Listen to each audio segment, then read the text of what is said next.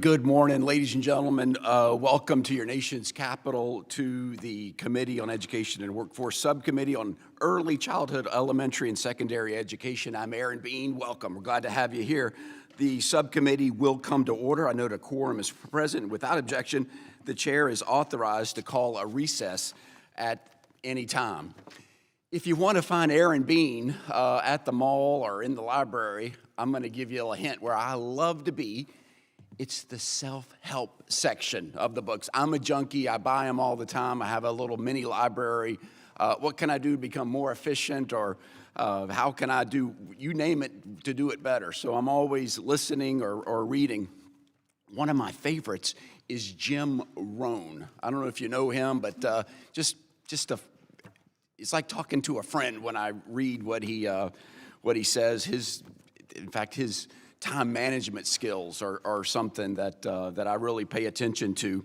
He actually has said, time is our most valuable asset, yet we tend to waste it, kill it, spend it rather than invest it. And in no place is this more true than in our nation's classrooms. Our teachers have such limited time, 180 days to teach our kids, and they have such a limited window of learning. New research published early this year by NWEA Research shows that 4 years after the pandemic, 8th graders are still a full year behind in math and reading. In fact, the average U.S. student would need more than 4 months of school to catch up to pre-pandemic achievement levels. We've had a committee based solely on how far behind the United States truly is after the pandemic. But right now, out of 38 major countries, the U.S. sadly ranks 26, are you kidding me? 26 in math, 6 in reading, and 10th in science globally. We don't have any time to waste, and that should be a wake-up call to everybody. We've got work to do. So while the good news is we've turned to in-person instructions, it's clear that our kids are in trouble.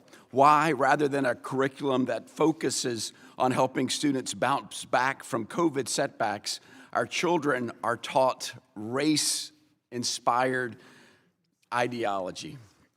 Today, we're here to discuss the dangers of an inherent in the curriculum being taught in American elementary and secondary schools.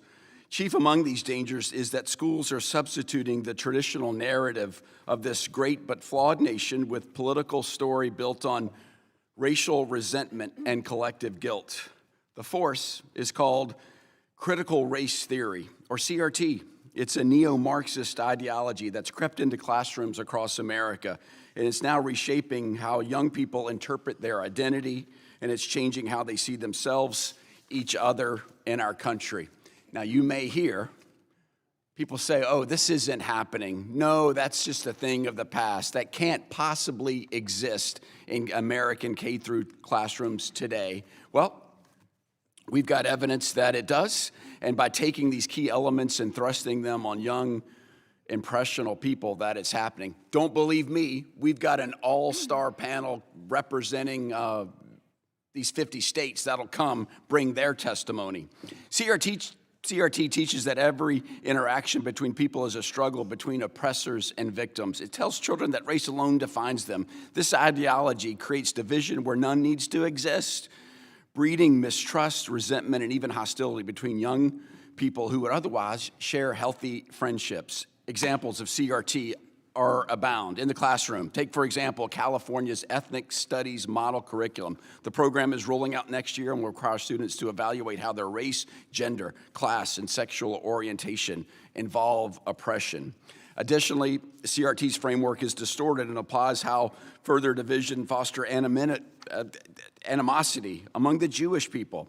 We've had numerous examples that fail to give the full context of Jewish history on the Israeli-Palestinian conflict. We've had a meeting about that as well, that anti-Semitism is alive and well in high schools across America. This isn't just about race or ethnicity. In Chicago, public schools have integrated gender ideology into their curriculum. Kindergartners now learn about anatomy, and by 5th grade, students are introduced to concepts like puberty blockers. Even more alarming, the U.S. Department of Education is quietly backing these approaches. In 2023, it tied diversity, equity, and inclusion priorities to the longstanding American history and civics grants programs. Parents see this as a clear signal. CRT is coming to the local schools. But I've got good news, America. There are alternatives out there. Some that we'll hear from today. The 1776 Unites, the Jack Miller Center, and the University of North Carolina School of Civic Life and Leadership are organizations and initiatives built to emphasize the importance of civics, understanding America's founding principles, and promoting a free exchange of ideas. Now, 10 or 20 years ago, we would just simply call this history. That's what we would call it. Now it's borderline rebellious to teach the importance of the American founding and the virtue of self-governance. The stakes could not be higher. Time is ticking. Remember Jim Rome? We got math and science to teach. So why are we even wasting any time on crazy stuff? Woke curriculum seeks to reshape the very foundation of Western civilization by rejecting the values of individual liberty and responsibility that underpin our society. It's educational malpractice to teach a generation of children to feel ashamed of who they are or see themselves as victims without hope or change. We must fight for our kids in education. The future of our nation depend on it. That's why I'm looking forward to our hearing. We've got a great panel that we'll get to in just a few minutes. We'll have a great, robust discussion and questions. And so sit back and tune in. Thank you for America for watching as we have an important hearing on curriculum in America. I now yield to the ranking member for an opening statement. Thank you, Chairman Bean, and thank you to the witnesses for being here today. And as we discuss the state of our K-12 education system, I want to emphasize that the federal government does not dictate curriculum, nor should we. This was once a non-controversial bipartisan value, and I find it interesting that many of my colleagues view school curriculum as a state and local issue only when schools are teaching topics in a way they agree with. The majority titled this hearing Back to Basics, America's Founding, Civics and Self-Government in K-12 Curricula. Yet they often advocate to block the teaching of facts and ideas set by state and local communities. Based on today's testimony, one thing my colleagues and I can agree on is the importance of civics education. Students should be critical thinkers and informed participants in our democracy. They should know and understand accurate and culturally relevant history. I strongly support the great work of organizations like the National Center for Civics Education, which runs excellent programs like Project Citizen, with the civics education program for middle, secondary, and post-secondary students, as well as youth and adult groups. In my home state of Oregon, high school teams participate in the center's We the People competition, organized in Oregon by our local nonprofit Civics Learning Project. And I assure you that the students who participate know more about the Constitution than most members of Congress. And although we appear to support civics education, states and school districts ultimately decide what to teach their students. That is how our national public school system has worked since America's founding. So instead of spending time interfering with state and local decision-making, we should talk about issues that Congress does have the power to influence. We should talk about the unmet needs of students, particularly students with disabilities, students from low-income families, students of color, students who need counseling or behavioral health care, and youth experiencing homelessness or living in foster care. Today, committee Democrats will focus on one of those important issues, the infrastructure of our schools. Our committee should be finding ways to make real, tangible, and positive differences in the lives of students, teachers, and our communities. That's why we're here. School infrastructure is not just about walls and ceilings of school buildings. It's about the entire environment in which our children learn. And right now, far too many of these environments are unsafe, outdated, and desperately in need of repair. The average public school in America is more than 50 years old, and many have been crumbling for decades, long before the pandemic. Poor ventilation, broken heating and cooling systems, outdated plumbing, and lack of modern digital infrastructure, those are just a few of the issues that students and teachers face daily. These conditions are not only a distraction, they pose serious health and safety risks to the millions of children and educators who learn and work in these facilities. The need for investment in public schools is evident. That's why I want to emphasize the need for Congress to pass the Rebuild America's Schools Act, a crucial piece of legislation introduced by Ranking Member Scott and Representative Norcross.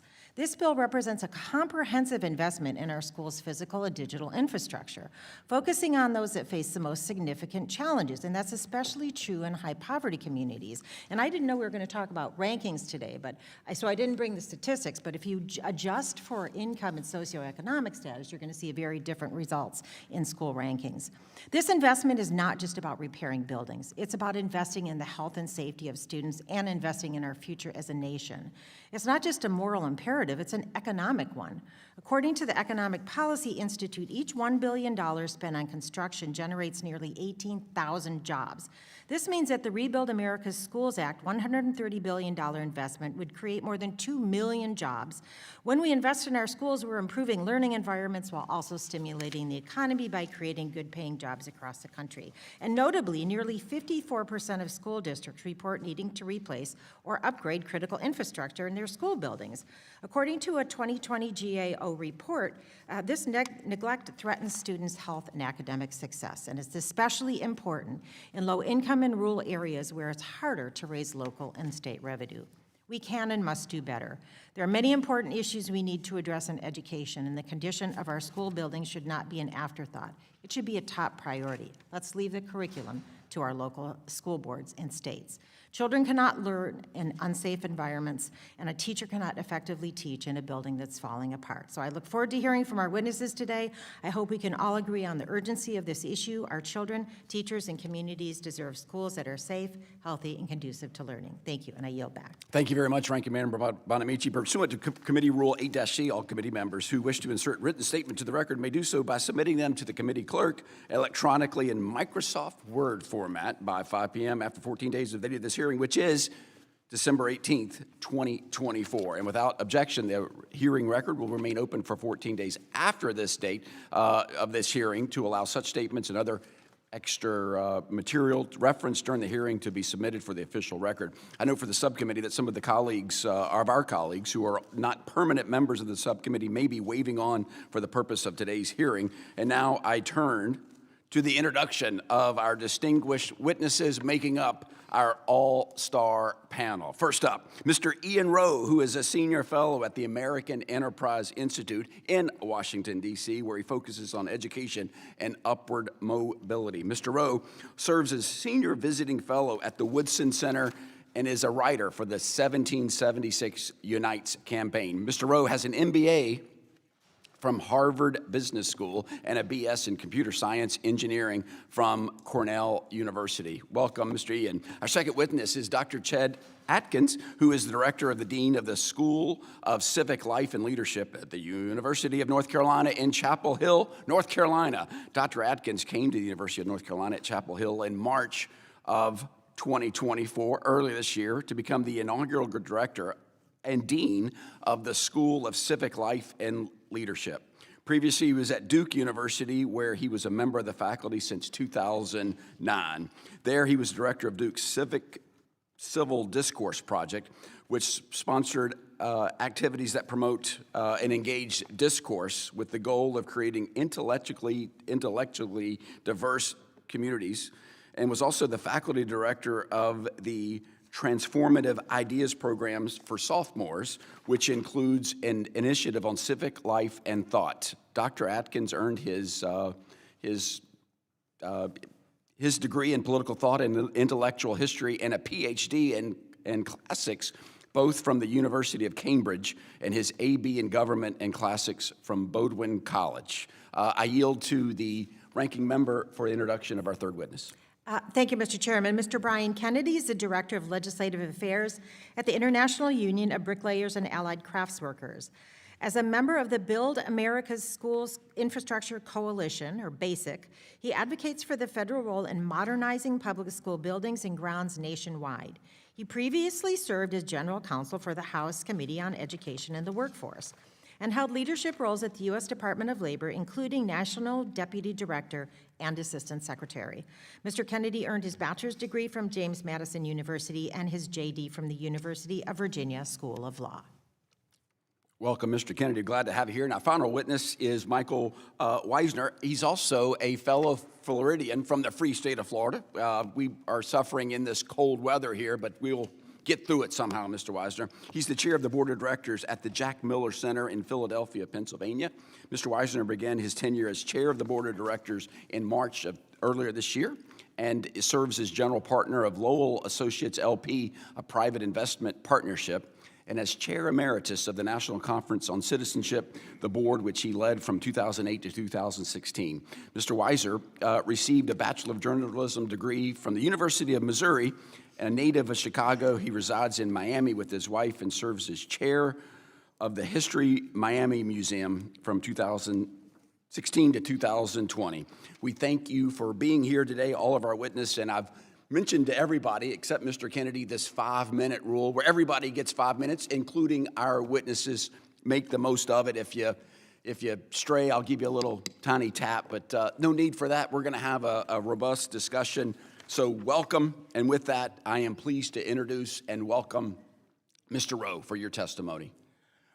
Good morning, Chairman Bean, Ranking Member Bonamici, and all of the committee members. Thank you very much for the opportunity to testify on America's founding, civics, and self-government in K-12 curricula. I join you today wearing 3 hats. First, as Chairman Bean mentioned, as a senior fellow at the American Enterprise Institute, where I research education and upward mobility and also lead something called the FREE Initiative, where I study the intersection of family, religion, education, and entrepreneurship. I'm also a senior visiting fellow at the Woodson Center, where I help develop free K-12 lesson plans, 1776 Unites, that have now been downloaded more than 200,000 times by teachers in all 50 states who want a more complete history of the African American experience in the United States.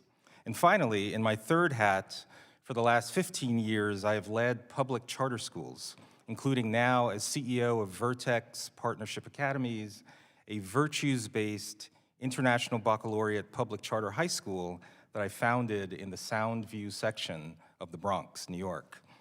Now, the reason I run schools is that I want our students to know that they can do hard things. Even in the face of inevitable challenges, they can lead virtuous, self-determined lives with meaning and purpose in a country that is not hostile to their dreams.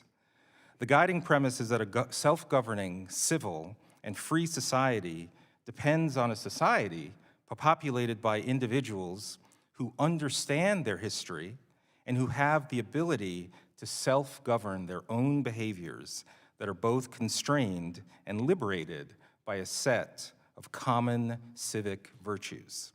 Towards this end, our high school Vertex is organized around the 4 cardinal virtues of courage, justice, temperance, and wisdom.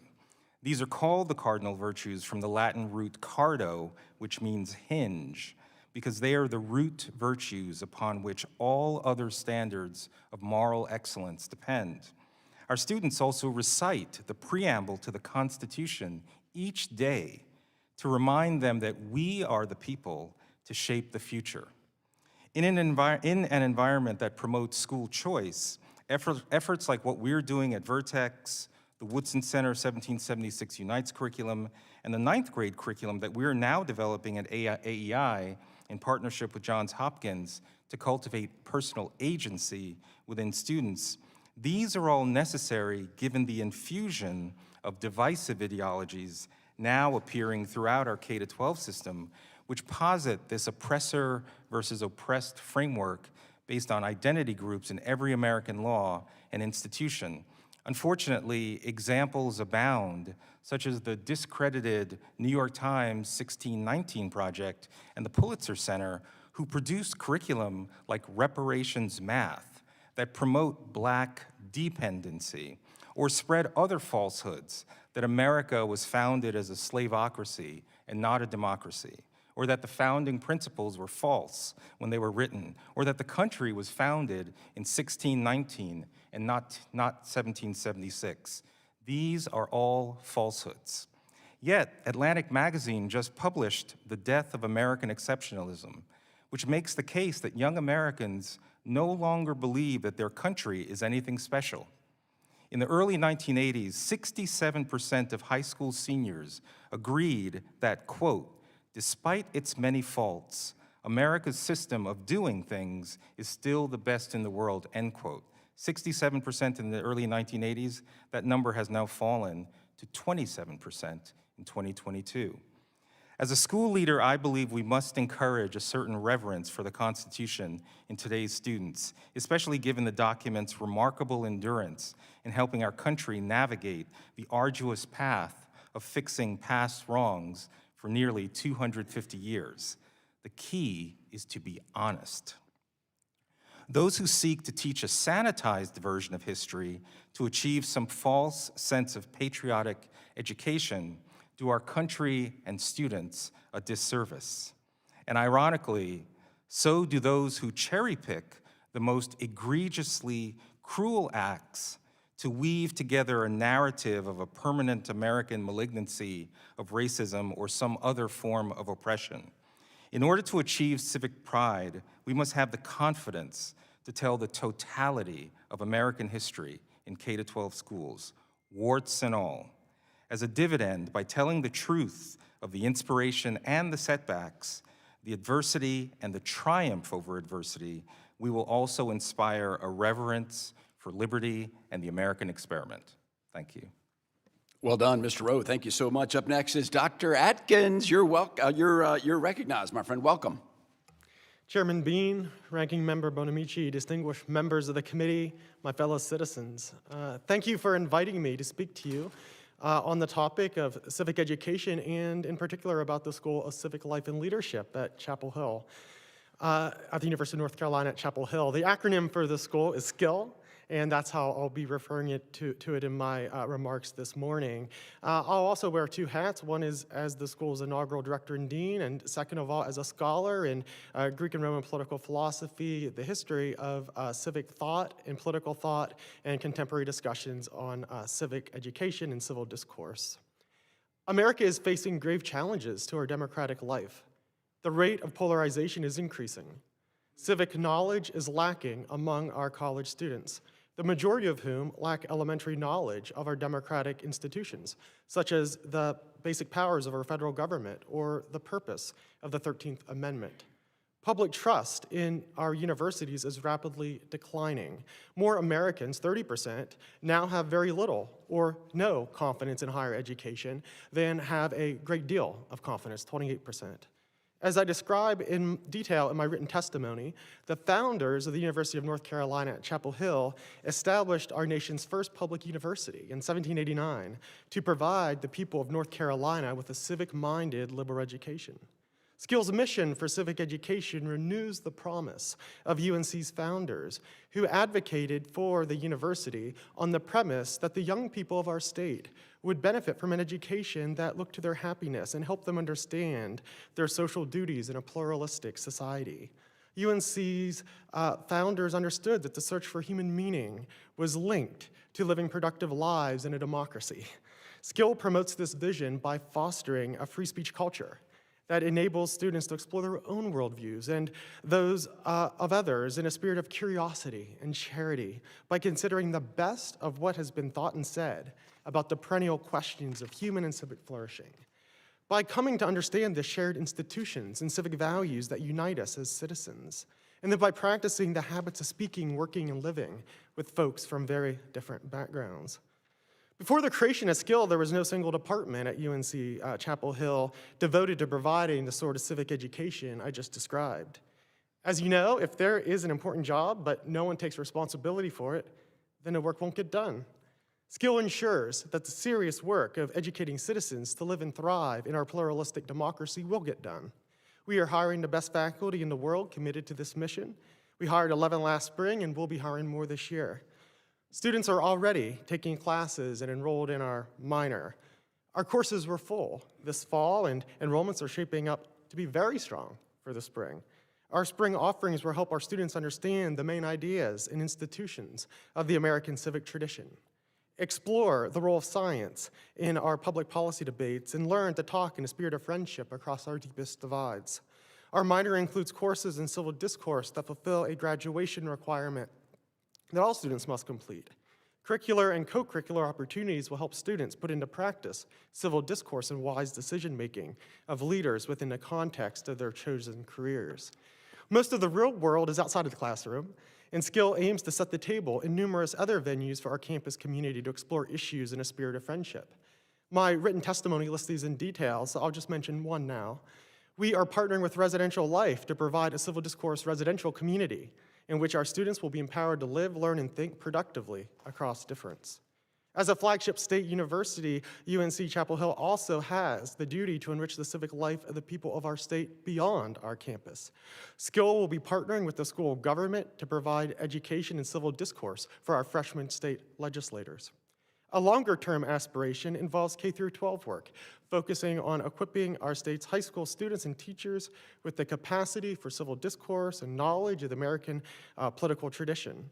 Providing high school teachers with effective pedagogy and curricula will help them prepare their students for the responsibilities of democratic citizenship in a pluralistic society.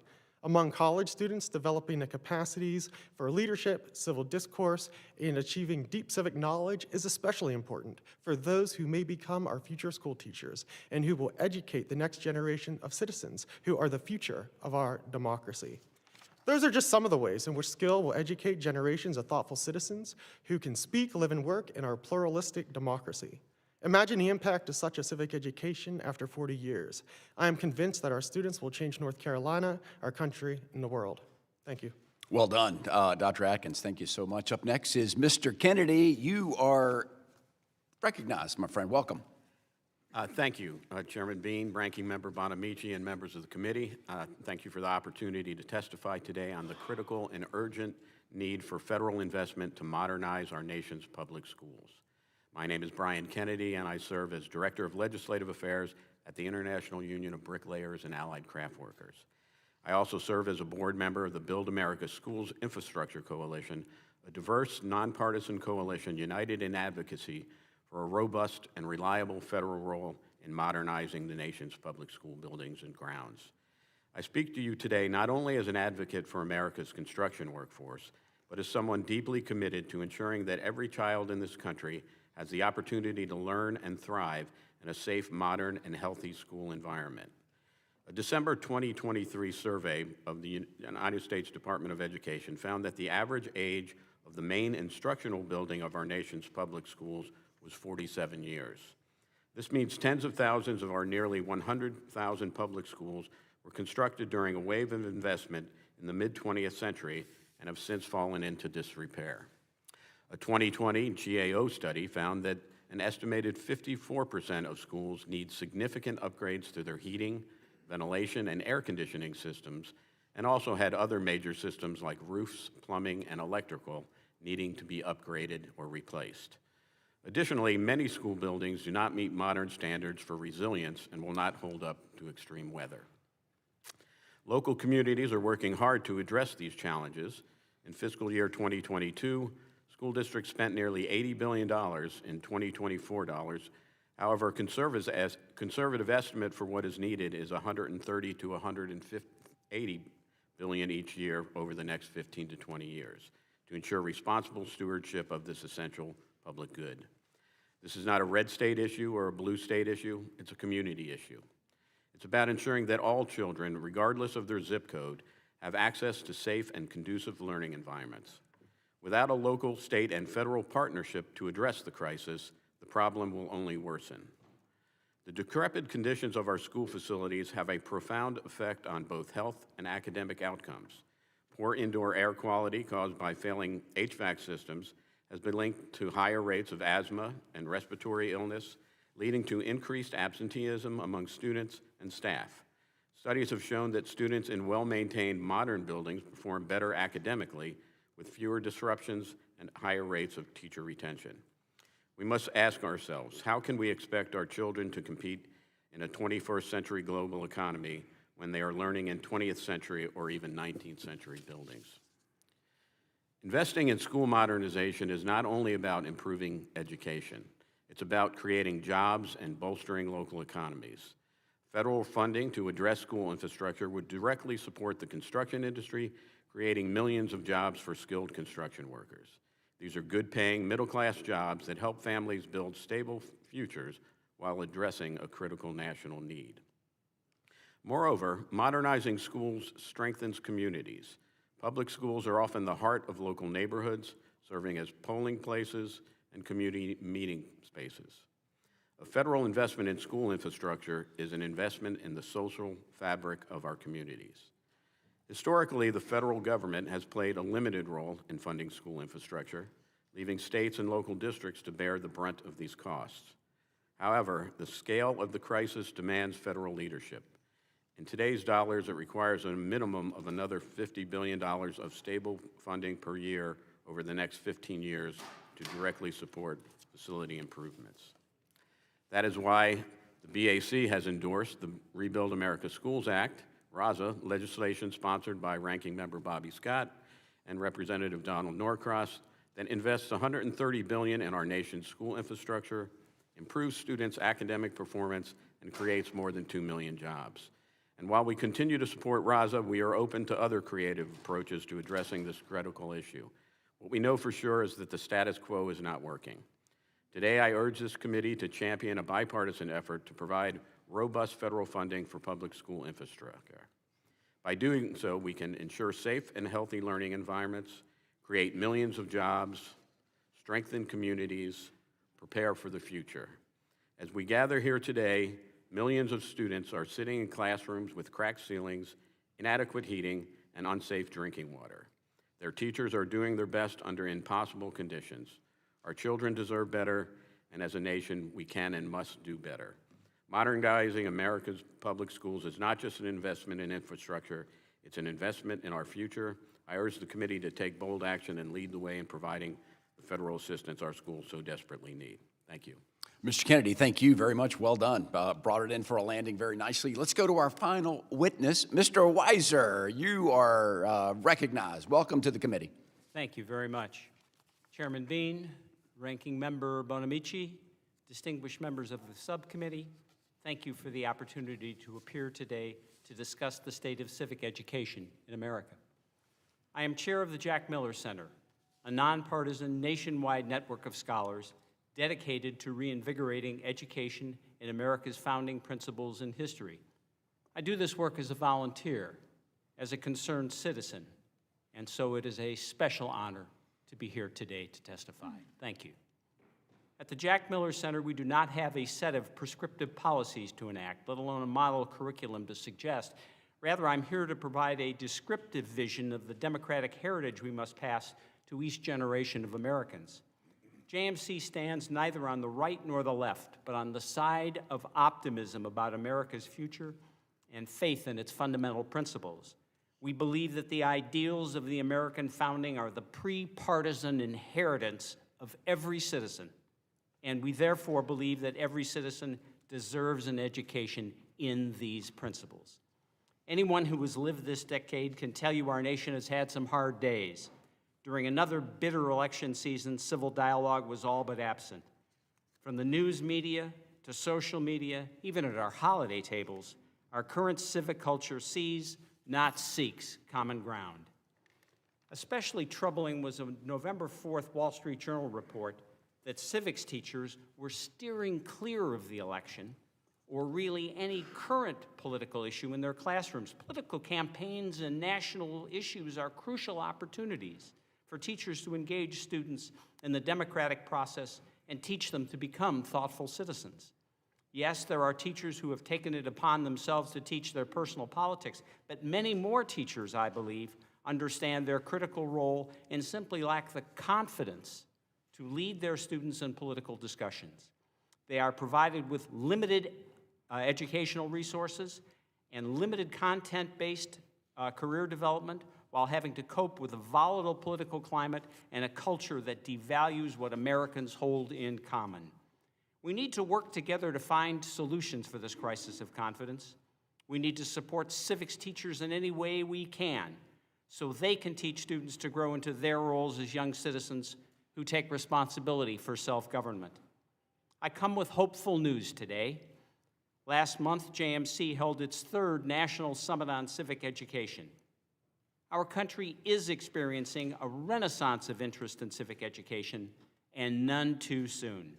At colleges across the country, traditional fields of liberal education, from history and political thought to philosophy and literature, have been disappearing.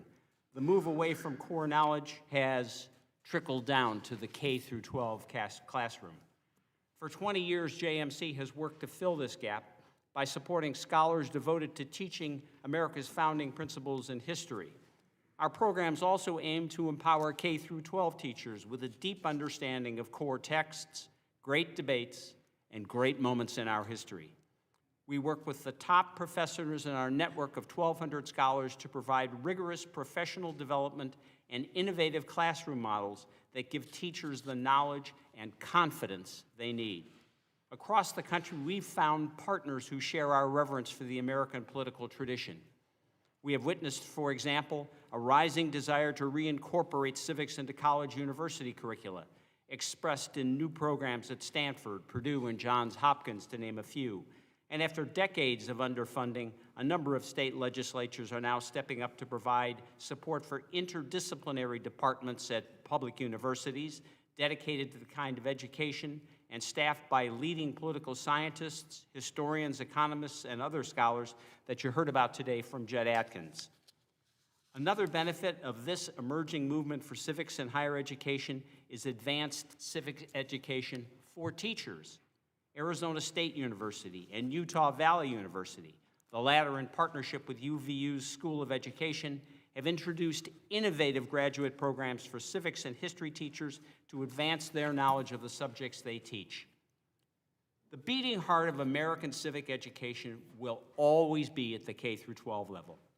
We need to redouble our efforts to teach students about all of America's history, the good and the bad.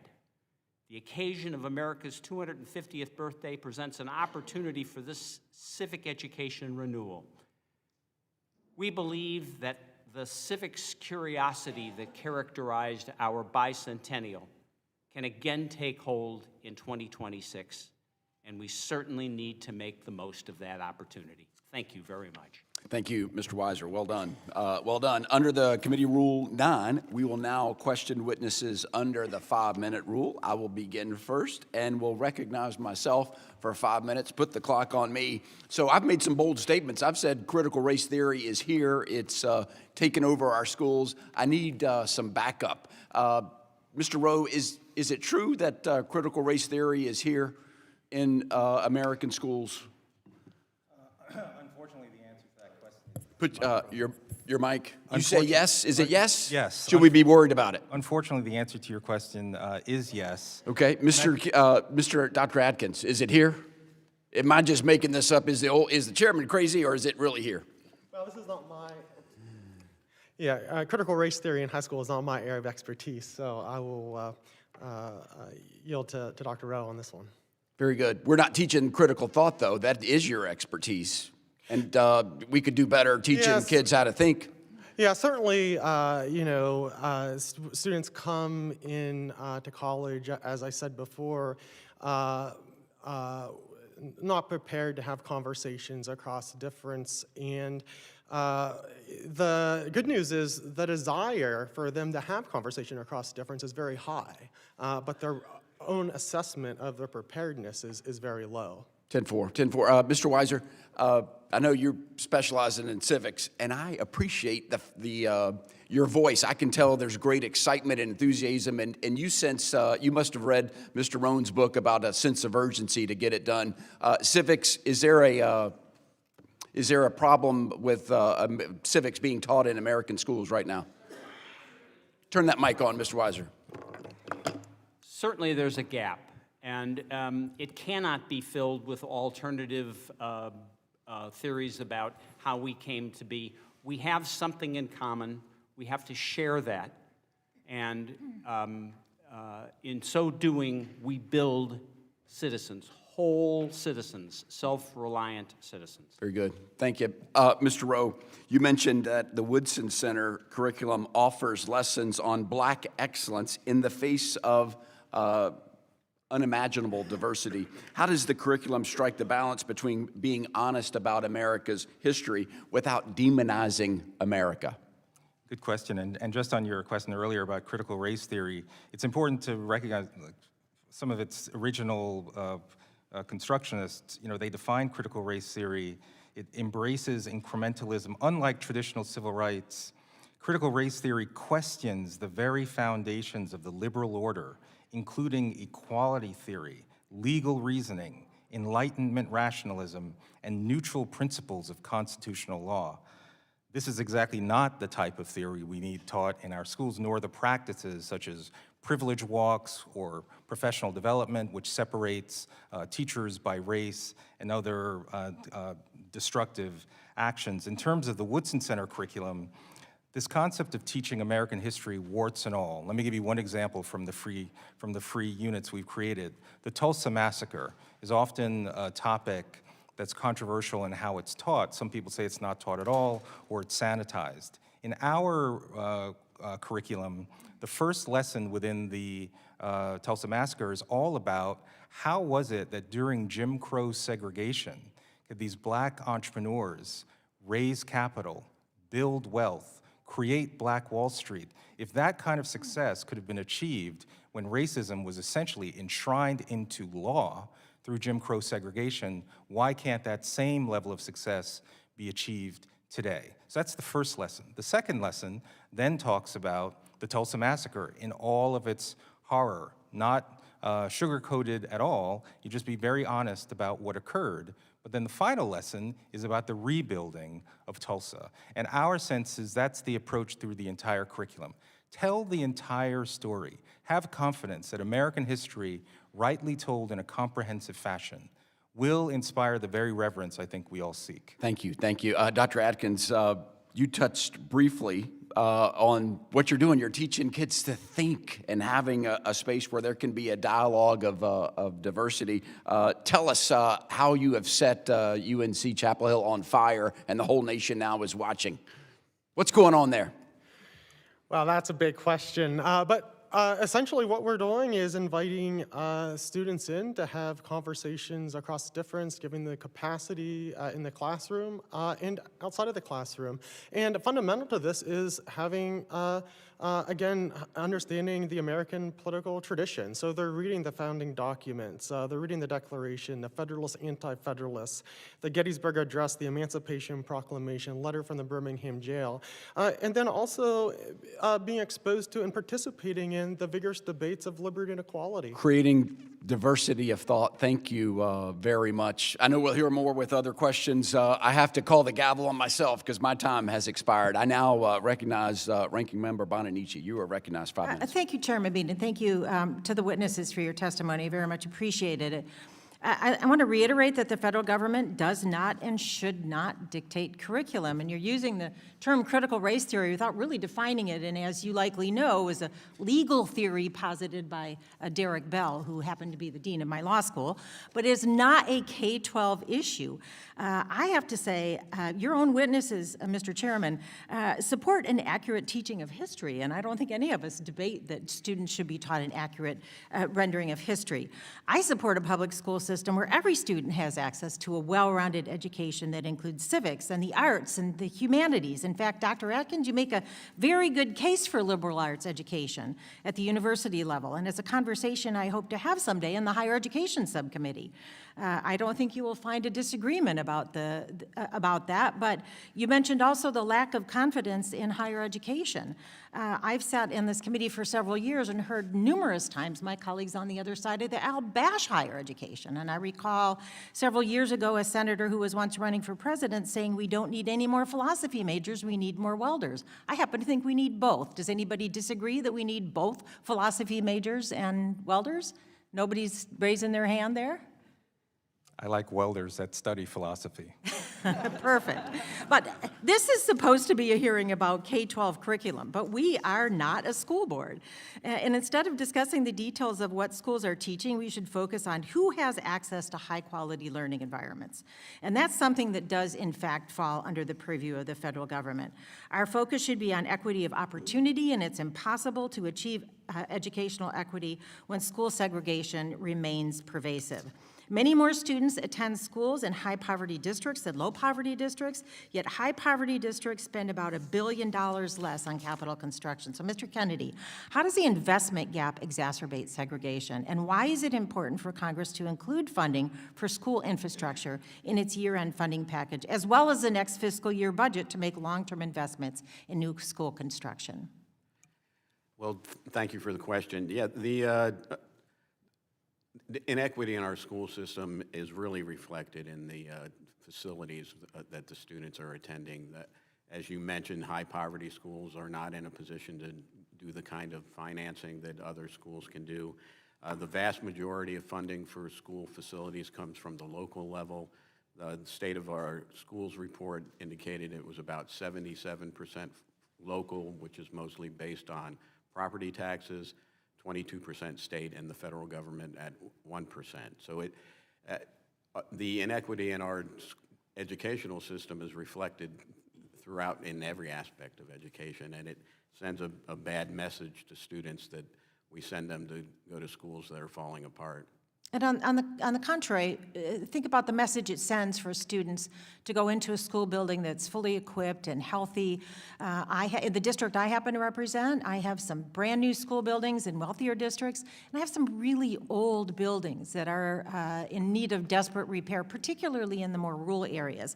So when you think about investments in school infrastructure, it sends a message to low-income students that we don't care about their communities, and to if they're in rundown buildings or lack the resources. What message does it send to parents? What message does it send to the community? And how does having a dilapidated and outdated school building affect the surrounding community as well as the students who go to school there? So I guess another aspect of that is that the fact that going to school is mandatory. So we're requiring students to spend 6 to 8 hours a day, and sometimes in buildings that are safe and unhealthy. So as I said, it sends a bad message to them that we don't think their education is important, that we don't think they're important, that their community hasn't invested in them. And when a new school building is built or a building is renovated, what does it do to the surrounding community and the property values? It helps. And it also creates jobs, good-paying jobs that are career-sustaining jobs. It creates other jobs in the community for suppliers and others who participate in that. It reflects throughout. Investment in infrastructure is an investment that creates growth, and so pays for itself to some extent. I appreciate that, and I'm just about out of time, but I want to reiterate to my colleagues, this is something we can and should be doing. We want every student to be learning in a building that is safe and clean with safe drinking water and the technological advancements that they deserve. So I would like to see that investment made, and I urge my colleagues to continue the conversation, and I yield back the balance of my time. Thank you very much. Let's go to the great state of Pennsylvania. Mr. Thompson, you are recognized for 5 minutes. Chairman, thank you so much. I know this hearing, thank you to all our witnesses for being here. I know this hearing is not about infrastructure, but I will say we don't need new legislation when it comes to infrastructure, being a recovering school board member, but what we need are some corrections in terms of Congress at some point meeting its obligation of 40% funding for special education. That was the promise was made when IDEA was enacted into law. We're in the teens, we're nowhere close, and quite frankly, I'll put a plug in for my ACE Act, All Children Are Equal, when it comes to Title I funding. As many of the schools you're talking about maybe would have some additional, quite frankly, financial assets to be able to invest more in their schools. So we don't need more bureaucracy. I think there's some things that we need to correct. Thank you again for our witnesses. Mr. Weiser, thank you for your leadership of the center in Philadelphia area. Incredible organization. I'm looking forward to actually working more with you on this. In your testimony, I was particularly struck by your statement that we have a crisis of knowledge in the country right now when it comes to civics education, and unfortunately, I agree. As you noted, I believe that there's no time better than the present to address this crisis, given the 250th celebration of our nation's founding coming up in less than 2 years. I've often said that education is a pathway to opportunity, and I believe there's no better occasion to help promote our nation's history, values, and traditions than our 250th birthday. So, Mr. Weiser, how do you think we can use this upcoming celebration to inspire the next generation of civic leaders? Well, it's an interesting question. Thank you for it, Mr. Thompson. The bicentennial in 1976 triggered an interest in civics, recreations, history novels became bestsellers, made the careers of people like David McCullough. We think that same interest can be kindled in 2026. We've worked closely at the Jack Miller Center with Victoria Hughes, whom you may know, who is the co-chair for civics education for America 250. I think that's also a start, because we'll have a second 250th celebration coming up some years after, on the 250th founding of the Constitution itself. And so this runway, if you will, creates a real opportunity to rekindle interest and activity. Yeah, I think it's an exciting opportunity, absolutely.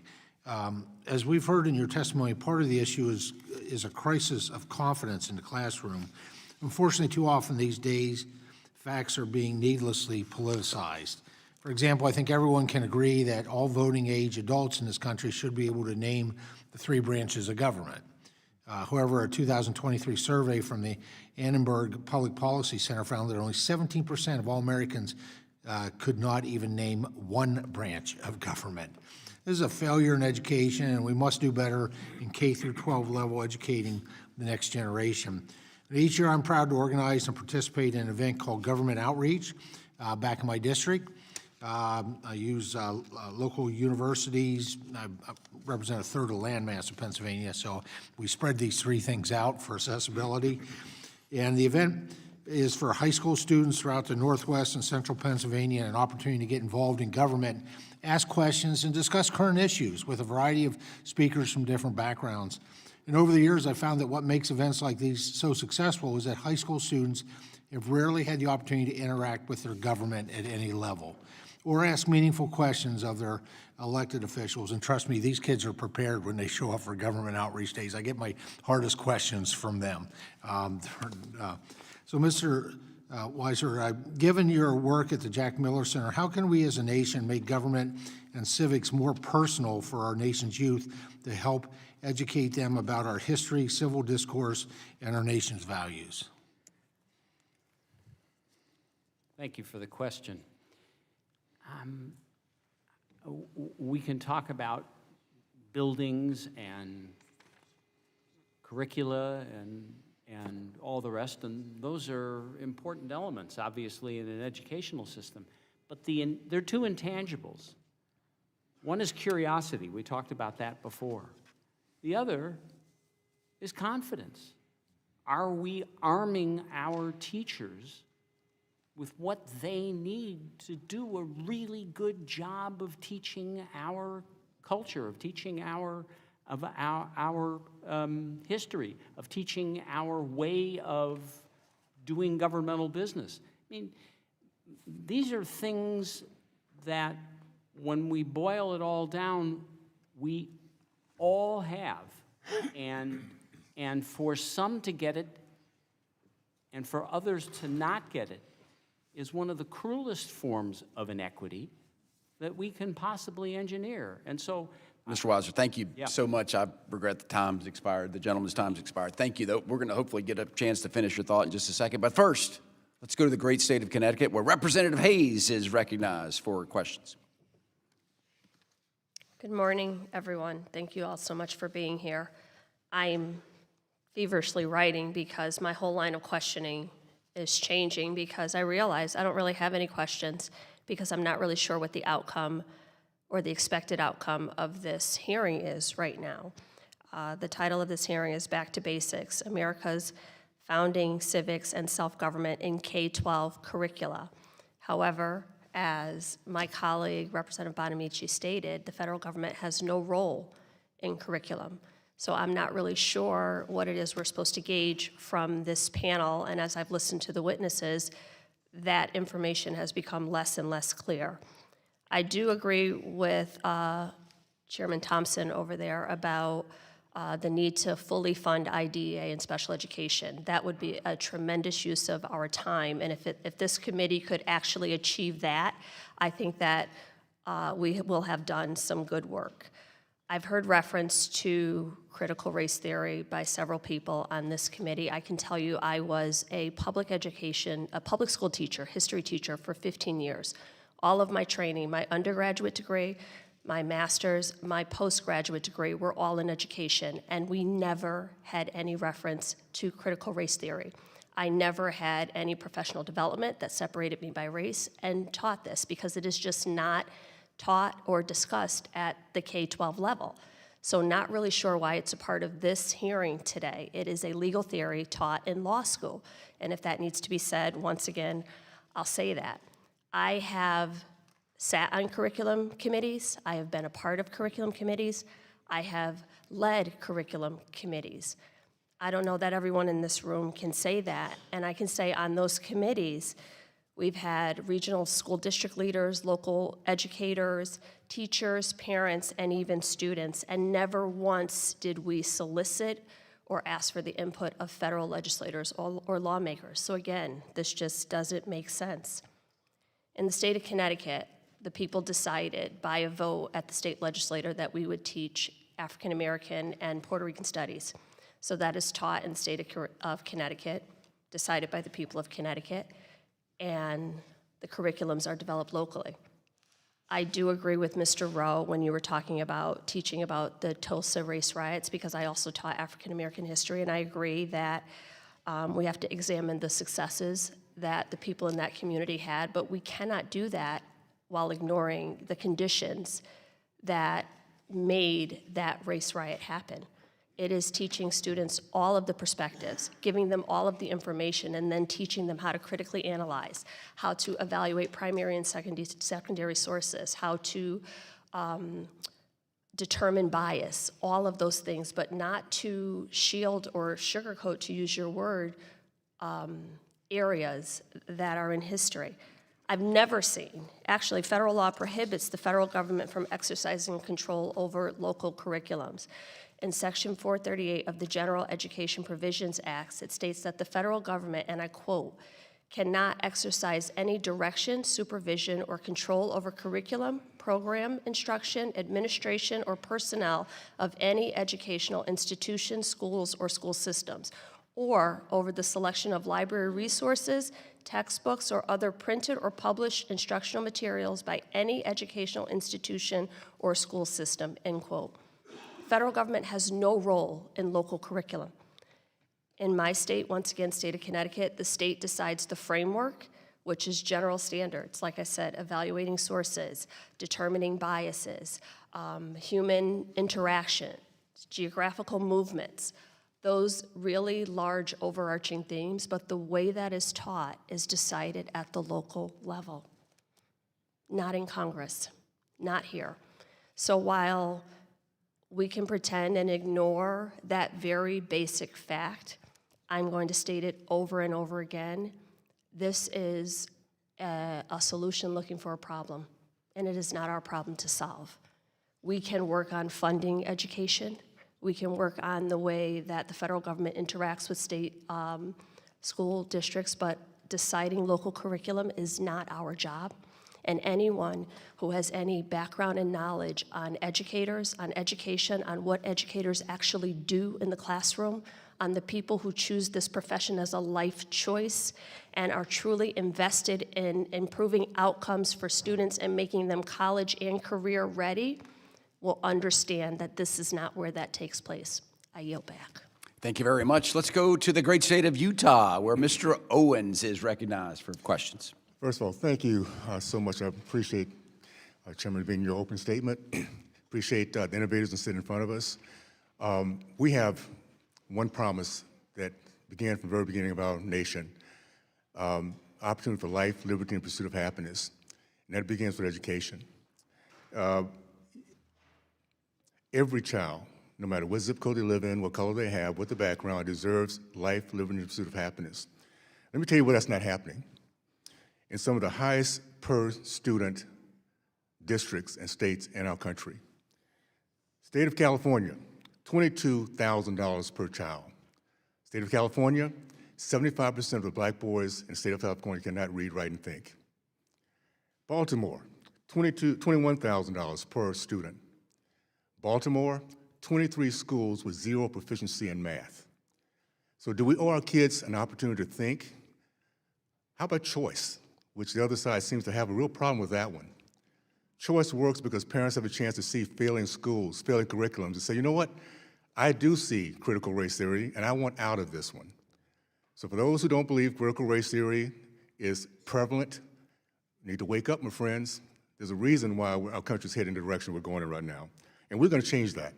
We're going to put, moving forward, innovators who understand the power of our country is to make sure our kids can think. That's our national security. That's a national security issue if there's ever been one.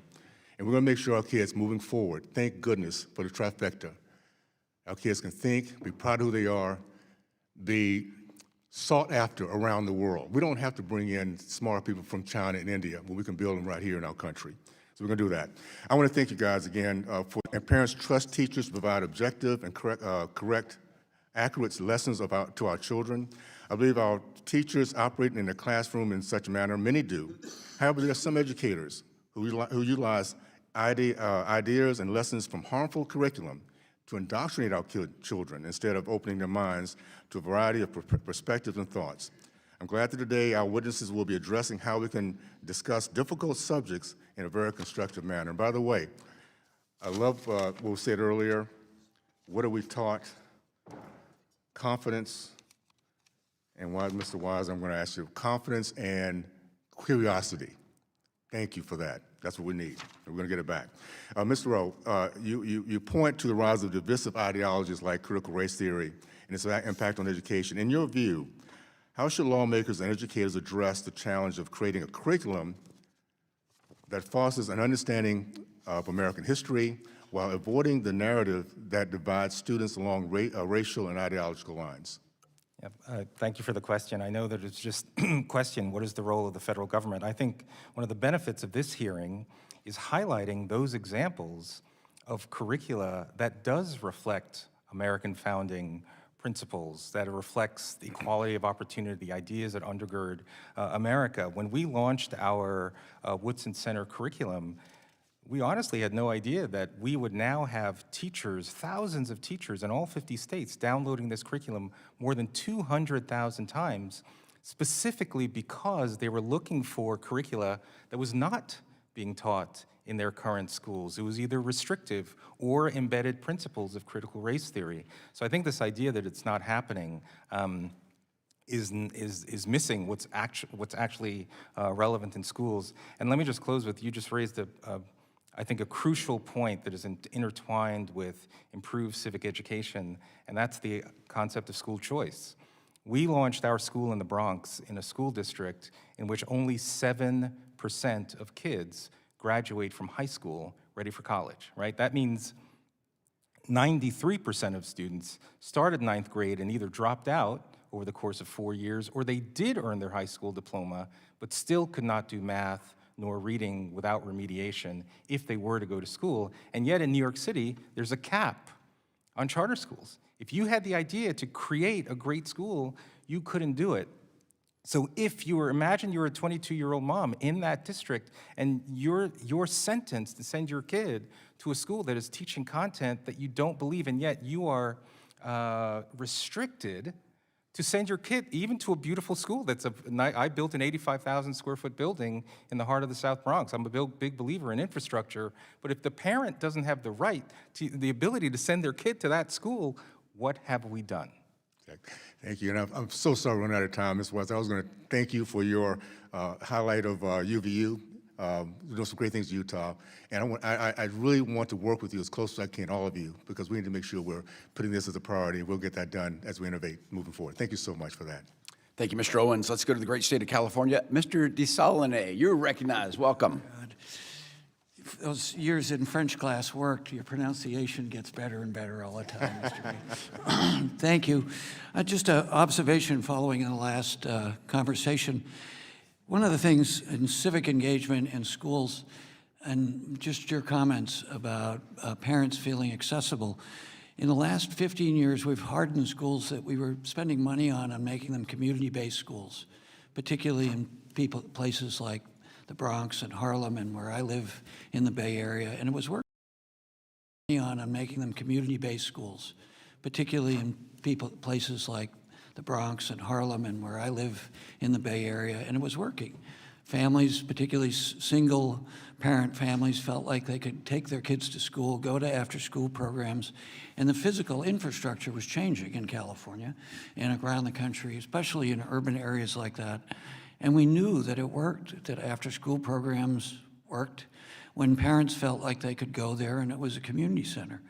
One of the things that's so discouraging the last 10 years in particular is we've had to harden all those schools. I mean, we had to because of violence in schools, about the access to guns in this country. So the cause and effect on citizenship, I think is just so remarkable to sit here and listen to citizenship and the basic principle of schools being community centers in this country where people and parents and kids can go and interact. And we know that when parents are engaged with their kids physically and emotionally, and in disadvantaged communities where they can go and feel safe there. And what we've done, because we allow for the proliferation of weapons in this country, is just astounding to me on citizenship. Just my 2 cents worth listening to this. Mr. Kennedy, it's great to see you, looking very distinguished. I know that Mr. Scott and I didn't give you any of those gray hairs that you have, but they look distinguished. I want to ask you about the Governmental Accountability Office, and 2/3 of school districts in the U.S. have schools with physical barriers that limit access for kids with disabilities and maybe out of compliance with the Americans with Disability Act. School districts cited finding constraints as a challenge to bringing their facilities into compliance.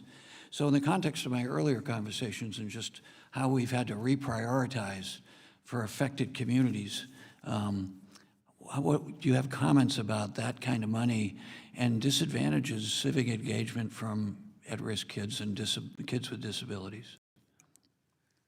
Thanks for the question. Good to see you again. The gray hair does come whether you want it or not.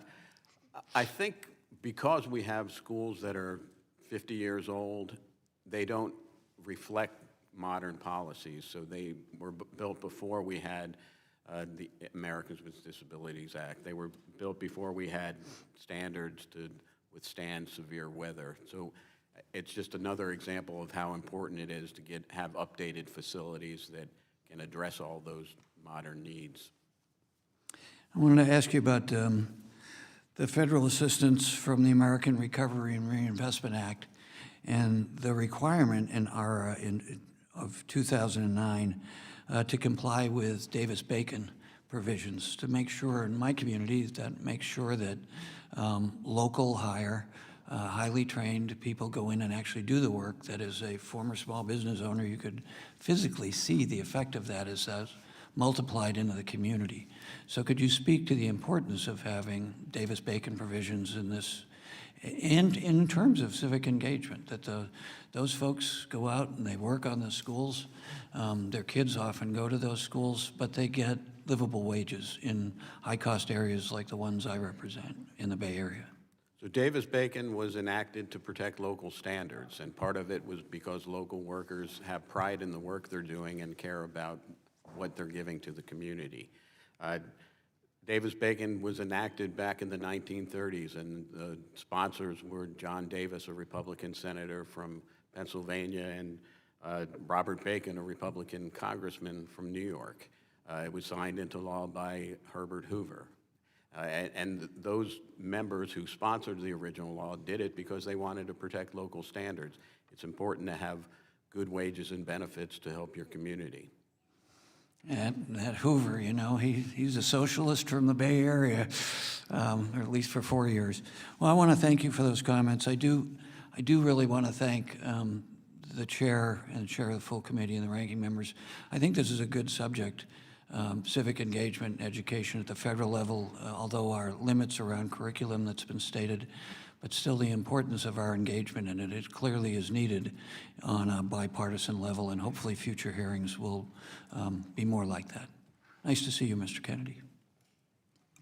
Thank you very much. Let's go to the great state of Michigan, where Mr. Wahlberg is recognized for 5 minutes. Thank you, Mr. Chairman. Thanks for allowing me to wave on to the committee. And thanks to our chairman of the full committee for this new AV system. It's been a long time coming, but we're enjoying it today. I thank the committee for holding this important, and I believe it is an important hearing today, that we ought to be considering, because 9% of federal funding goes to K-12 schools, but 90% of our bureaucracy, regulatory environment goes to our K-12 schools. So we're having an impact. Our children's future is built on the education foundation they receive in their elementary and secondary school. Rightfully so. Education is not listed anywhere in our federal Constitution, and federal government should not dictate curriculum in schools. I'll say that very clearly. It is therefore the critical role of the state and local leaders to rigorously vet all curriculum in their schools, and parents have a right to know what their students are being taught, so they can be partners in their child's education and ensure their child is in the best setting for them to thrive, even if it's a charter school. We have known for years that despite historic investments in education, buildings and other things, schools failing our next generation are prevalent. In Chicago, my hometown, 2 out of 3 students in 3rd through 8th grade cannot read proficiently. And when compared to other highly developed countries, the U.S. ranks 26th in math. The pandemic highlighted these deficiencies even further. Parents finally had a window into the indoctrination that was taking place, with teachers focusing on CRT that they were indoctrinated in the schools of education from which they gained their degrees, rather than reading, writing, and arithmetic. School staff were more concerned about their own pronouns rather than students understanding how to use a pronoun in a sentence. And perhaps most concerning, school districts and states saying to parents, quote, "You don't have a right to know what's happening to your child in school." This is wholly unacceptable, and why parents across the country have said enough is enough. Mr. Rowe, thank you for your efforts and your examples that it can be done. You mentioned that teaching critical race theory distracts from widespread academic underachievement. Could you elaborate on this a bit more and explain in your view the harm of teaching CRT to students, and again, confirm that there is CRT being taught in our local K-12 schools? The point that Congressperson Hayes was mentioning was critical race theory as a legal concept. No, you won't hear that in 1st grade, but you will see practices such as learning walks where children are lined up in a horizontal line, and a teacher will say, take 2 steps forward if you're white, and take 3 steps backward if you're black.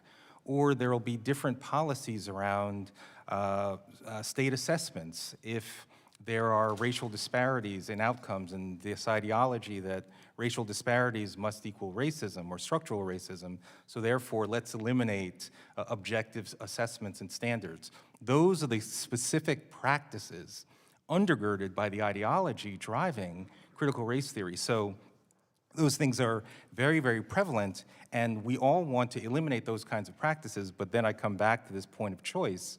If you're a 22-year-old mom who has a 5-year-old kid and you want the best for your child, you don't have time to waste to wait for all these magical improvements to occur. You want the ability to send your kid to a great school today. And so this conference, I think, is very, very important, and it has to be intertwined with the importance of school choice. Thank you, Mr. Rowe. Dr. Atkins, congratulations on your show of success as well. I know you've spoken a lot about the role that social media plays in coarsening our civil discourse. How have you seen social media harm young people, especially when it comes to fostering values key to a self-governing society, such as civil dialogue and mutual understanding? I just finished reading The Anxious Generation. I agree with most all of what I read in there, and I'm shocked with what I've seen. But could you respond? Sure. Well, social media incentivizes people often to think in terms of in-groups and out-groups, and often in binaries. There's like and dislike buttons, and there's no maybe-like buttons.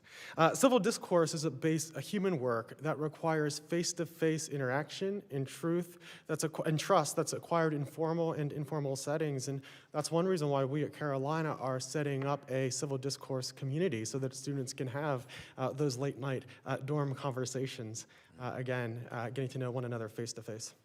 Thank you. My time has expired. Thank you very much. Let's go to the great state of Virginia. Mr. Good, you are recognized for 5 minutes.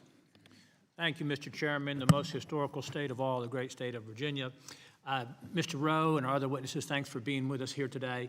We continue to hear stories of how and where CRT has been incorporated into government school curriculums, blaming everything on race, looking at everything through a racial lens, determined to divide students and individuals based on race, designating victims and oppressors based on race, dishonestly presenting our nation's founding and our history, denying the progress that's been made in this country.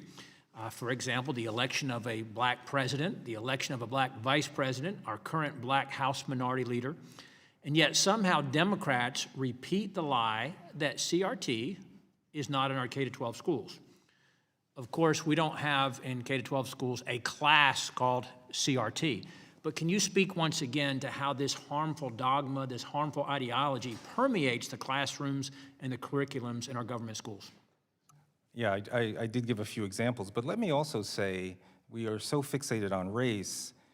According to the nation's report card, the National Assessment for Educational Progress, there has never been a year in which a majority of white students are reading at grade level, at 4th grade, 8th grade, and 12th grade. So if we were to close this racial achievement gap that we often talk about between black and white students, all we will have achieved is achieving universal mediocrity. And so this obsession with critical race theory, we're spending so much time talking about issues of race when we have a widespread literacy crisis. It's a huge distraction. And it is much more likely that the reasons all kids across race are not reading at grade level is because we don't have focus on things like the science of reading, accurate access to high quality curricula that is very comprehensive and accurate. That's what we should be spending our time on versus the practices associated with critical race theory that often end up perpetuating the very division that it is asserting to address. Widespread mediocrity does seem to be the goal of some, and you can see what the priorities are by what we fund. In Virginia, there's many examples of racist CRT ideology in our government schools. In Albemarle County, in the Charlottesville area, in my district, parents actually sued the government schools over curriculum infested with CRT because they understood that teaching children to treat people differently based on race is not only wrong, but it's illegal. That's why I sponsored a bill, by the way, Defending Students' Civil Rights Act, to clarify that it's a violation of the Civil Rights Act of 1964 to teach critical race theory in schools that receive government funding. And with all of these examples, it's even worse when it's the federal government that's funding it. And we got numerous examples of that. Schools use their COVID-19 funding to promote these CRT ideas under a guise of managing the problems, or managing the pandemic, I should say. Virginia's Board of Education reported that COVID-19 funds were used to support Virginia's, quote, roadmap to equity, end quote. The Virginia plan promises to advance racial equity and hold a commitment to the principles of anti-racism. Of course, the Biden administration has made racial ideology a budget priority, requesting $100 million in new spending recently to support racial and socioeconomic diversity in schools, calling for $468 million for a community schools program that embeds culturally relevant ideology and restorative justice practices. And then the Parents Defending Education's online indoctrination map shows hundreds of examples of government schools promoting CRT curriculum and policies that directly impact students. How widespread is this in your studies, in your experience? How widespread is this in our nation's government schools? I would say it's relatively widespread. When you use the term racial equity, that is a euphemism for equal outcomes by racial group. And so, for example, any racial disparity then becomes the goal is to close that gap. So again, I share that there has never been a majority of white students reading at grade level. So achieving racial outcomes by group, again, it's this idea of universal mediocrity, the idea of eliminating objective assessments at the state level. There are many states now that are eliminating, even in New York State, we're about to eliminate the New York State regents, which for years has been the gold standard for how a student would demonstrate that they actually know reading and math sufficiently to graduate. But those objective assessments are being eliminated across the country. It's a real tragedy because now they're being replaced with amorphous mechanisms by which students demonstrate that they're graduating from high school ready for college. Thank you, Mr. Rowe. Thank you, all of our witnesses, and I yield back, Mr. Chairman. Thank you very much. Let's stay with the great Commonwealth of Virginia and recognize the ranking member on the Committee of Education and Workforce. Mr. Scott, you're recognized. Thank you, Mr. Chairman. We've heard a lot about critical race theory, and it is, in fact, an elective taught in some law schools. So you need a high school diploma, 4 years of college, probably a year of law school as a prerequisite to even take the course. Students K through 12 obviously don't have that background, and calling every mention of race CRT is absurd. And furthermore, as it's been frequently mentioned on this side, the curriculum is not directed by the federal government. So if there is a decision to teach CRT and include CRT in the curriculum, the federal government would have no role in that decision under present education policy. Now, maybe we should revisit that policy and have the federal government involved in curriculum. So I'd ask Mr. Rowe, should the federal government direct how the Tulsa race riot ought to be taught? That's a great question. The answer is no. What I think is... Well, okay. Well, anybody on the panel think that the federal government ought to inject itself on local decisions on curriculum, whether you agree with what is in the curriculum or not? Anybody want the federal government in that? Okay. Well, again, I would just offer up that I think it's very helpful. Again, as we've learned from the Woodson Center curriculum, there are hundreds of thousands of teachers begging for high-quality curricular resources because they feel what they're teaching is not representative. So when we have more than 200,000 downloads by teachers in all 50 states, that does suggest that there is a role for exemplars of high-quality curriculum. We're federal government, and the question was whether or not the federal government ought to inject itself in curriculum, and the unanimous response I heard was no, we should not involve ourselves in the curriculum. And so, Mr. Kennedy, welcome back to the committee. You've been here many times, and you've outlined the problem of school infrastructure and how the problem is worse because we fund local education primarily with the real estate tax, guaranteeing that low-income areas will have a harder time funding education than wealthier areas. How do low-income communities pay for schools now? Primarily through local property tax. And if they don't have much to deal with, that's why schools are 47 years old on average, and some a lot older than that. They just don't build schools. They postpone things, they patch things up, they try to make do. And so the problem that you've outlined will persist until the federal government steps up and helps. It needs to be a partnership, federal government, states, and locals. Let me ask in the final minute or two, ask the panel what we should be focused on to improve academic achievement, that is, to eliminate achievement gaps, improve graduation rates, and the problems that the gentleman from Utah outlined, where some schools just are simply not getting the job done. What should we be focusing on? Well, I would suggest ensuring that low-income families have the same privileges that middle and upper-class families have, which is the power of choice, which is the ability to move to the suburbs, to send their child to a private school or religious school or to the school that they believe is best for their child. And yet, most low-income folks in the United States live in communities in which they don't have that choice. So one of the first things we could do is make it so that universal school choice is the first element towards giving people a shot that want to give their kid the best chance at an education. Well, choice doesn't improve the schools. Does anybody else have a way to actually improve the academic achievement? Well, studies do show that better facilities that are safe and healthy and conducive to learning improve academic achievement. Thank you. And what else we should be focusing on to improve academic achievement? Well, I think one thing that's very important is providing our future teachers with the capacities to have conversations across difference, to teach those in the classrooms, and to provide civic knowledge such that our students, the majority of our students recognize that the legislative branch has the power to declare war, whereas right now only 1/3 of high school students or incoming college students recognize that So fact. improve teacher preparation. Anybody else? Thank you, Mr. Chairman. Mr. Scott, thank you very much. Let's go to the great state of North Carolina, where the chair of the Education and Workforce Committee is standing by, and she's recognized for 5 minutes of questions.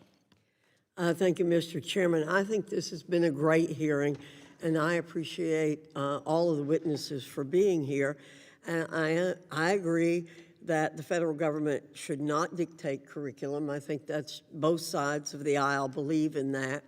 And I will say that my understanding from all the research is that choice does improve achievement. We have lots of data, lots of information to prove that. So yes, Mr. Scott asked, what can we do to achieve, to improve achievement? And I think, Mr. Rowe, your answer was exactly right. I want to really thank you for pointing out the benefit of this hearing, too, and giving us a new term to think about, universal mediocrity. You mentioned the Vertex Partnership Academy is organized around the 4 cardinal virtues of courage, justice, temperance, and wisdom. And many of our charter schools are organized around principles and like that. How do you incorporate those values in your school's curriculum? Thank you for the question. Yeah, any school that has kids, 8 to 10 hours a day, you are in the moral formation business. It's just that some school leaders take that role intentionally, and others it's kind of happenstance. For us, we anchored our school around these 4 cardinal virtues because they are the root virtues upon which all other standards of moral excellence depend. And for each virtue, courage, justice, temperance, or wisdom, there's what we call an I statement. So courage is I reject victimhood and boldly persevere, even in times of uncertainty and struggle.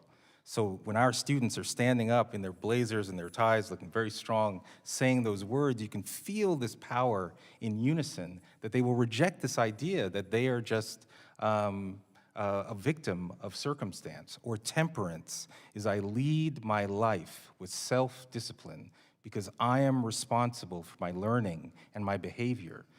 It's through these mechanisms in our behavior systems, our reward systems, our curriculum is organized around these 4 cardinal virtues. We find it very powerful as a vehicle by which our students develop the sense of agency, that they can lead self-determined lives of meaning and purpose. Thank you for those examples.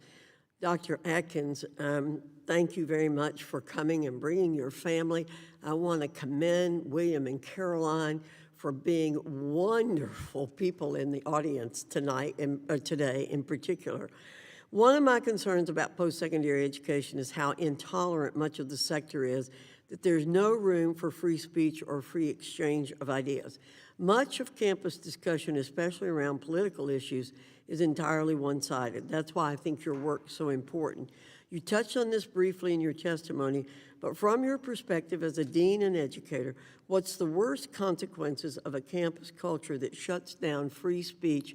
And remember, I've got one more question to ask of Mr. Weiser. Well, thank you for the invitation and for your hospitality. As I discussed in my written testimony, central to the founding vision of UNC and Trustee McCorkle was the freedom of speech that's essential for the search for truth. That can invite both students and faculty with diverse backgrounds and perspectives into that. And as a Tar Heel, I may be biased, but I tend to agree with Trustee McCorkle. The search for truth is foundational to the mission of a public university like the University of North Carolina at Chapel Hill, and when the free exchange of ideas is hindered, that mission is in jeopardy. The mission of the university itself is at stake when we fail to provide space for the free exchange of ideas, and the covenant that we have with the people of our state is liable to be broken. Thank you very much. And, you know, for those of us who are from Carolina, we call it the university. Mr. Weiser, you mentioned in your testimony that many teachers have simply never been educated in how to lead discussions about current events, political debates, or our system of government.